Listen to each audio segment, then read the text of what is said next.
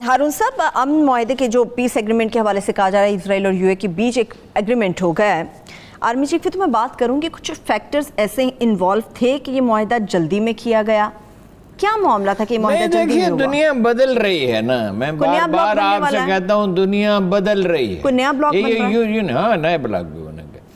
देखिए, जब ईरान का मुहासरा एक तरह से कर लिया गया और उसमें पाबंदी लगे थे, ग्रेटर इसराइल नहीं बन सकता जब तक शाम में हुकूमत ना बदले, ईरान में ना बदले और वहाँ अमेरिका नवाज हुक्मरान वो उस इलाके में उनका थानेदार है, ठीक है ना, न्यू वर्ल्ड ऑर्डर जिसे कहा जाए। तो चीनियों के मामला तो पहले ही चल रहे थे। अब देखिए ना, इसी को मैं कहता हूँ ना कि जब आप तज्जिया करते हैं तो आप भूल जाते हैं कि एब्सोल्यूट पावर नाम की कोई चीज़ दुनिया में नहीं होती।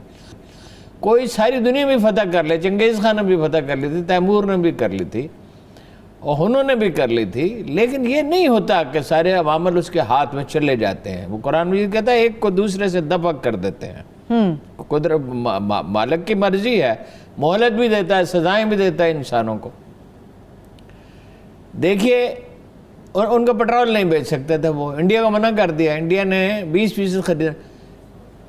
चीनियों ने कहा अपॉर्चुनिटी पैदा होगी ना, तला पैदा हो गया ना, सारा तेल हम खरीदते हैं,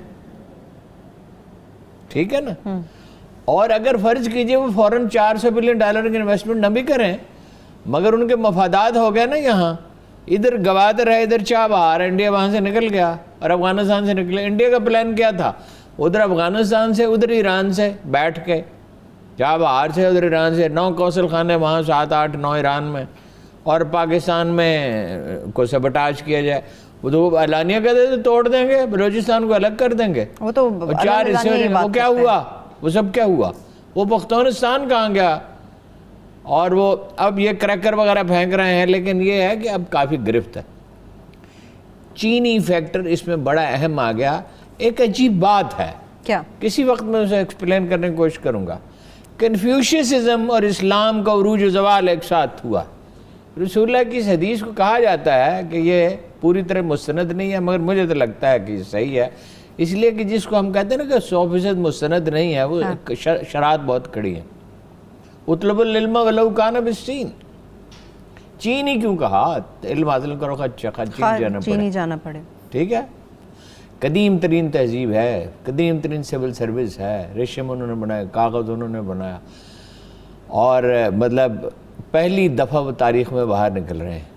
खैर, ये एक लंबा किस्सा है। चीन है सामने खड़ा, वरना ब्लाक पर पाकिस्तान, ईरान, तुर्की, तुर्कों के साथ भी झगड़ा बहुत पुराना ईरानियों का, और मुस्लिम बर्रे सगीर के साथ भी। मगर अब ये एक नया ब्लॉक कैसे बनेगा? मगर ज़रूर तो हर चीज़ ज़रूरत के तहत बनती है, और इसमें चीन है इसमें सबसे अहम, रूस भी है अहम, और भी मुल्क शामिल हो सकते हैं। इसलिए कि ये जो भी तो तिल मुल्क मंतशा तो इज़्ज़ो मंतशा, और एक दूसरी आयत है जो मुझे ज़ुबानी याद नहीं है, जिसे चाहता है मुल्क अता करता है, जिसे चाहता है वापस ले लेता है, जिसे चाहता है इज्जत देता है, जिसे चाहता है जिल्लत। यूं ही नहीं चाहता, उसके कवानीन है, आप उसके कवानीन से इनहराफ करते हैं।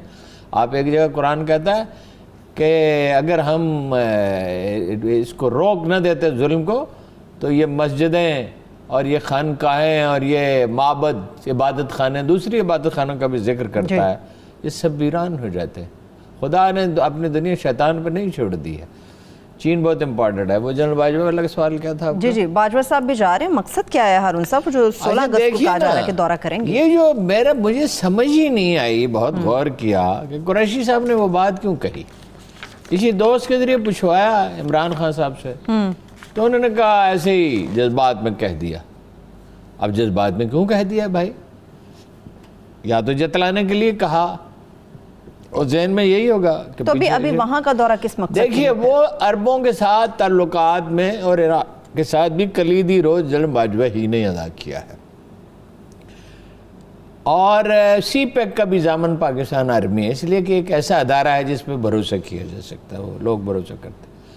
एक शिकन बाई आई है, गहरी आई है, खराश आई है, लेकिन लोग गलत समझ रहे हैं कि ये कोई परमानेंट होगा। ये देखिए, हमें भी ज़रूरत है, हमारे सबसे ज़्यादा ज़र 30 लाख पाकिस्तानी वहाँ काम करते हैं, ज़र मुबादला वहाँ से आता है।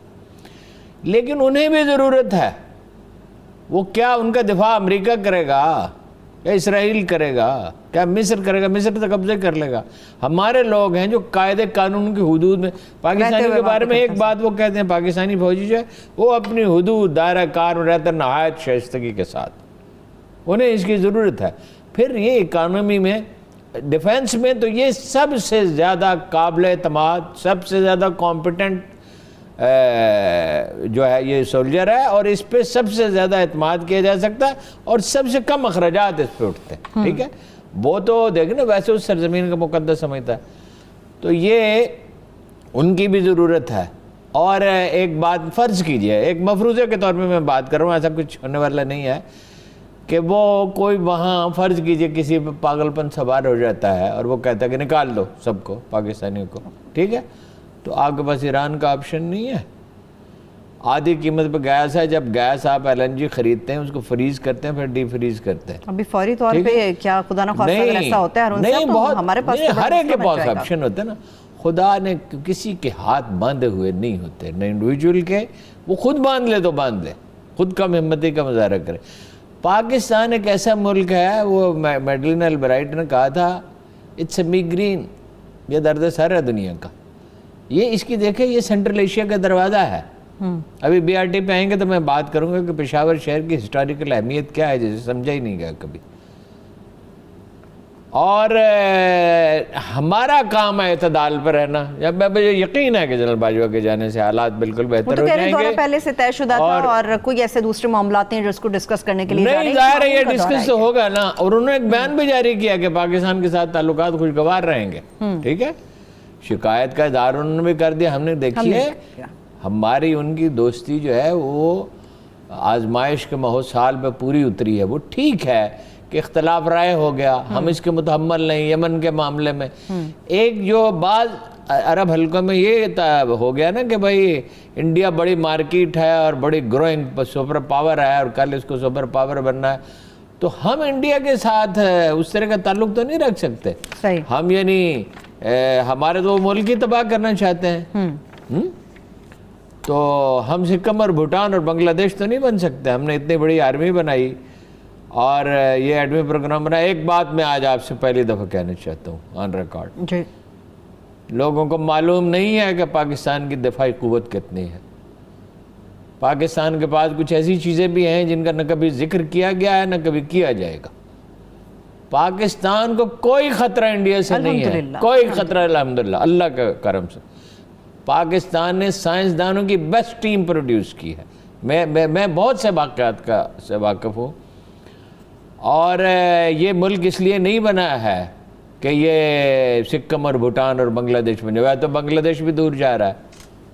جنرل باجوہ کے دورے کے بہت انشاءاللہ مثبت اثرات ہوں گے. اور اس کی ایک وجہ اور بھی ہے، یہ دونوں کی باہمی ضرورتیں بھی ہوتی ہیں. لیکن جنرل باجوہ گفتگو کا بڑا ملکہ رکھتے ہیں، کھل کر بات کرتے ہیں، خوش اسلوبی سے بات کرتے ہیں، خوش دلی سے بات کرتے ہیں. چلیے امید کرتے ہیں یہ دورہ اچھا ہو. وہ ایران گئے، انہوں نے کہا آپ کی اور عربوں کی صلح ہونی چاہیے. انہوں نے کہا آپ یہ بات کیوں کہہ رہے ہیں؟ انہوں نے کہا اللہ کا حکم ہے، قرآن میں لکھا ہے. تو وہ اتنا پرجوش ہوئے ایرانی صدر کہ اٹھ کے کھڑے ہو گئے. دیکھیں ہمارا تو جھگڑا کسی سے بھی نہیں ہے، نہ عربوں سے ہے، نہ ایرانیوں سے ہے، نہ امارات والوں سے ہے، نہ ملائیوں سے. مگر ایک وہ شکایت کی دونوں طرف سے ہو گئی. دیکھیے وہ ہم نے تو اپنے اندر یکسوئی پیدا نہیں کی نا. خارجہ پالیسی کا معاملہ ہی ہوتا ہے. ہم نے اپنے سول ادارے جو وہ 14 اگست کے ضمن میں جو بات رہ گئی، اگر ہم نے اپنی یونیورسٹیاں ٹھیک کی ہوتی، نظام صحت ٹھیک کی ہوتے، سب سے بڑھ کر نظام عدل ٹھیک کیا ہوتا، اس سے بھی زیادہ اہم یہ ہے کہ ہم پورا ٹیکس دے رہے ہوتے اور لے رہے ہوتے. نہ FBR والے رشوت ستانی کر رہے ہوتے، نہ ہم انہیں رشوت دے رہے ہوتے. یہ معاشرے کا بگاڑ ہے.